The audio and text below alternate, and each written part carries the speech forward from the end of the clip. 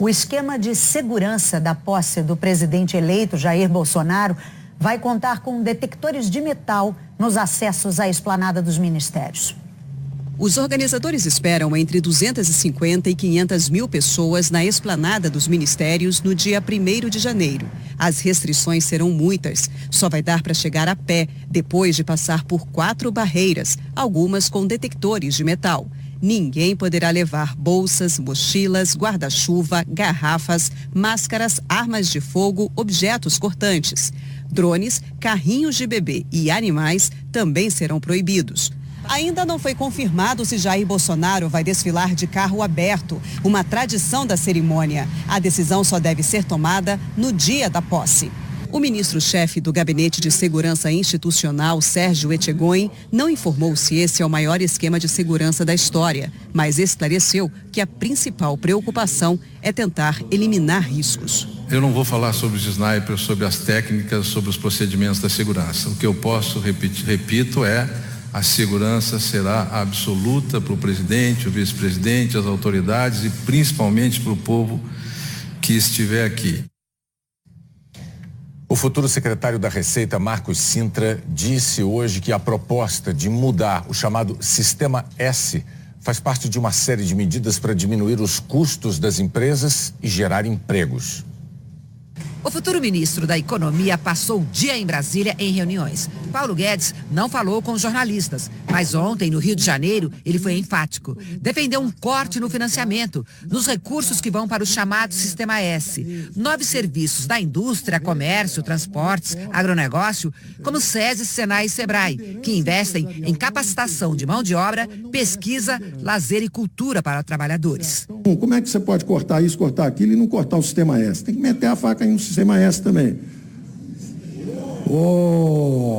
Vocês estão achando que a CUT perde o sindicato, mas aqui fica tudo igual. O almoço é bom desse jeito, ninguém contribui. Eu acho que a gente tem que cortar pouco, para não doer muito. Se tivermos interlocutores inteligentes, preparados e que queiram construir, como Eduardo Eugênio, a gente corta 30%. Se não tiver, é 50%. Eduardo Eugênio é o presidente da Federação das Indústrias do Estado do Rio de Janeiro, onde Guedes discursou. E a reforma trabalhista, aprovada há um ano, acabou com o imposto sindical obrigatório, reduzindo as receitas de centrais sindicais, como a CUT.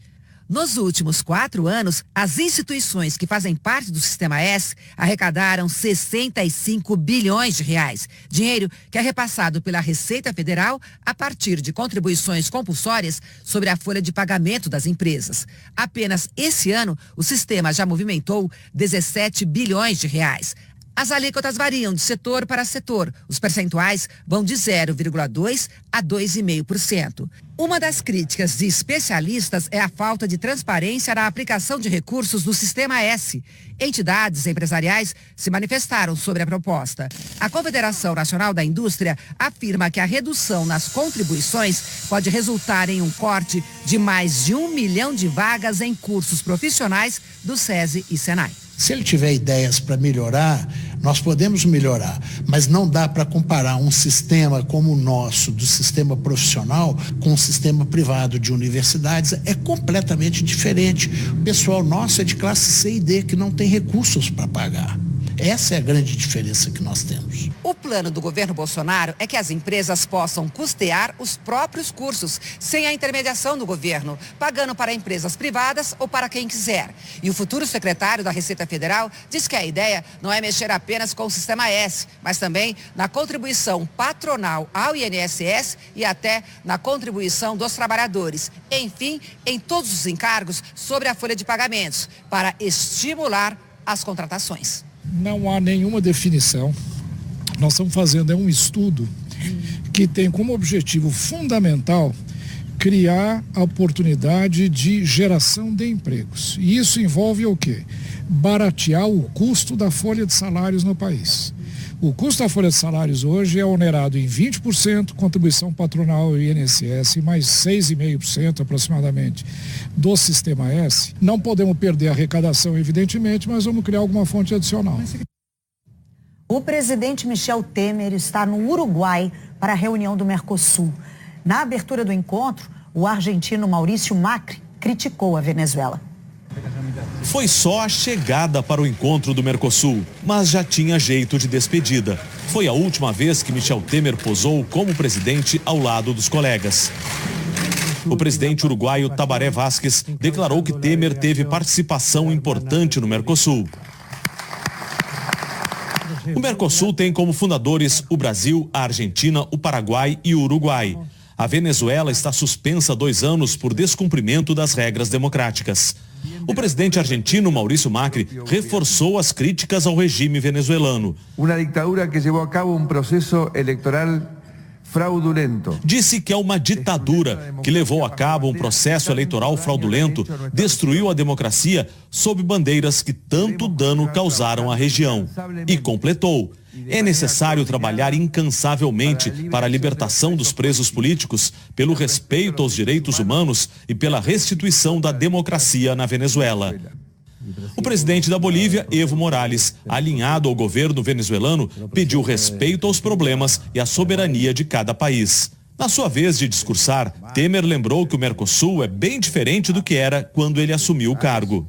Recolocamos o bloco a serviço do crescimento de nossas economias, da geração de empregos em nossos países, da criação de oportunidades para todos. Aqui em Montevidéu, os chefes de Estado se despediram de Temer, mas já estão de olho no futuro. O presidente eleito Jair Bolsonaro e integrantes do novo governo fizeram críticas ao Mercosul. O Brasil é a grande força do grupo. Os demais países sabem, para onde for o Brasil, vai o Mercosul. Eu acho que o presidente Bolsonaro poderá promover com a sua equipe uma revisão do Mercosul, pleitear essa revisão. Volto a dizer que ela se faz com certa frequência, de modo que não significa oposição ao Mercosul, mas até, quem sabe, um apoio ao Mercosul renovado.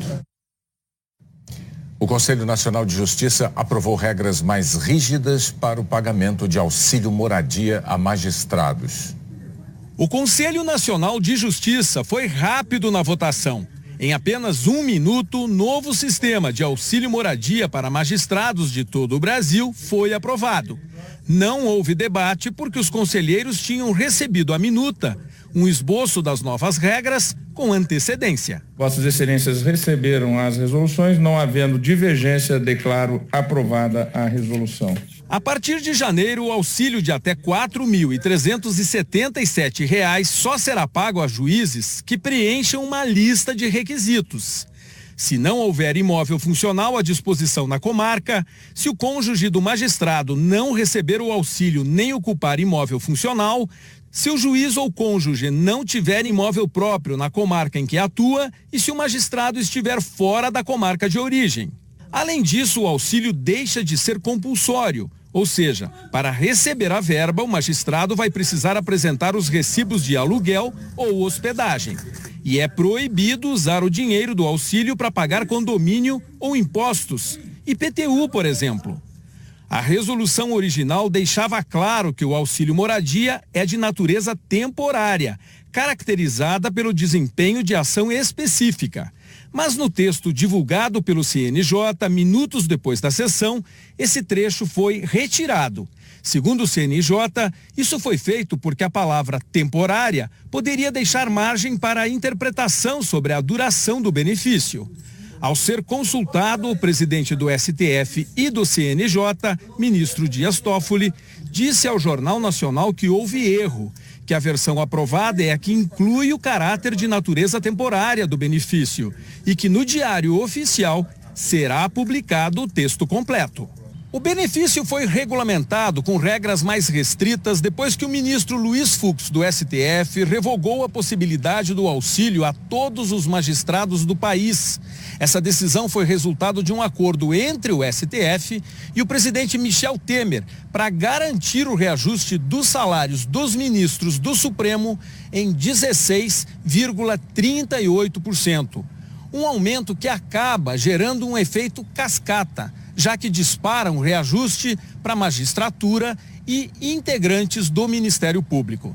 Também pode servir de base para o reajuste das demais carreiras de todo o funcionalismo público. Há um custo extra estimado de R$ 4 bilhões por ano. Pelas contas do CNJ, com as novas regras aprovadas hoje, somente 180 dos 18 mil juízes receberão o auxílio moradia, 1% da categoria. Antes, todos recebiam. Com isso, o custo aos cofres públicos deve cair de 78 milhões de reais mensais para 787 mil reais por mês. Depois do CNJ, o Conselho Nacional do Ministério Público aprovou as mesmas regras para procuradores e promotores. A construtora